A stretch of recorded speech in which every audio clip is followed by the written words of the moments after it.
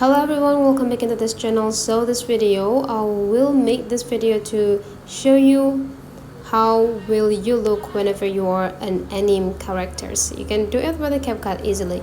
So open the CapCut application. Don't forget to add the picture that you want to edit here. And the next, you just need to go take a look on this bottom side, take into this effects and tap into this photo effects. And the next, you just need to go take a look on this AI painting. And this AI painting, they could be like a lot of anime looks, GP anime, dreamy anime, muscle man, and so on and so on.